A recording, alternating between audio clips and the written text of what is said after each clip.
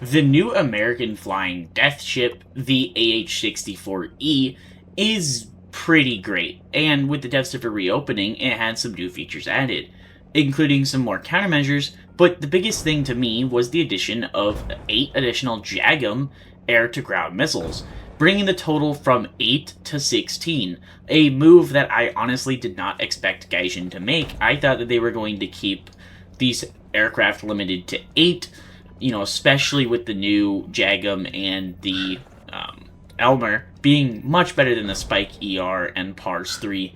So I just really assumed that Gaijin was only going to limit them to 8. Yet Gaijin decided to not. I'm not necessarily against this move, but I know a lot of players are definitely going to be against it. So I just want to know what your guys' thoughts are on that. Also, it does seem like the AH-64E has gotten some form of pretty decent IRCM. I haven't given a lot of testing, but I have noticed that it is actually pretty hard to kill this helicopter frontally with some of the new AA. Obviously, it is doable, but just in the couple games I played with it, it seemed to be incredibly hard, and I actually had missiles completely just miss the target, miss me entirely.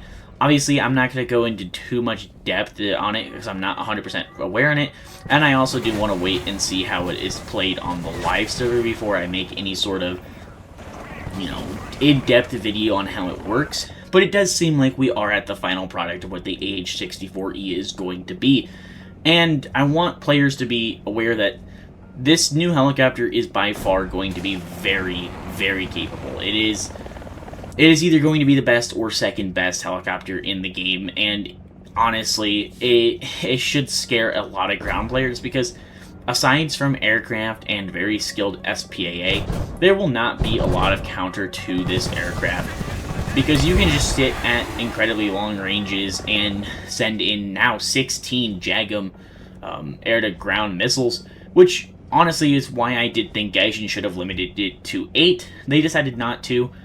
Obviously, that's a move that they probably want to bring it to par with things that carry the Spike and the Pars 3, which, I guess is understandable. Gaijin probably doesn't want these new helicopters to be looked at as dead on arrival because they don't carry these, as many missiles. But honestly, only having 8 originally was not going to be that big of a deal. I didn't think it was really going to hinder the helicopters at all. Plus, on the AH-64E, you're probably only going to want to carry around 8 of the fire and forget missiles, because carrying some laser guided is actually honestly a good idea for targets that are hidden in smoke or hidden in cover or around other enemy vehicles, especially dead ones that you might just not want to have to deal with in general. And then, obviously, you're going to want to carry some form of air-to-air missile, being the ATAS or the Stinger, and honestly, that's going to be your loadout. So, the fact that Gaijin decided to give it 8 additional JAGM missiles is a little bit beyond me, but honestly, like I said, I'm surprised, but also not at the same time. I figured they could, and they decided that they wanted to. Anyways, let me know your guys' thoughts down below in the comments. Are you guys surprised that the American AH-64E is getting access to 8 more JAGMs? Do you guys think that its IRCM that it's carrying right now is going to stay the same way, making it very hard to kill with these new SPAA systems? And do you guys think that this helicopter is going to be as dangerous as it already is on the dev server in the live server? Let me know your thoughts down below in the comments. Please make sure to hit that like button and subscribe. Make sure to join the Discord link down below in the description. Hope you guys have enjoyed this video, and I'll see you guys in the next one.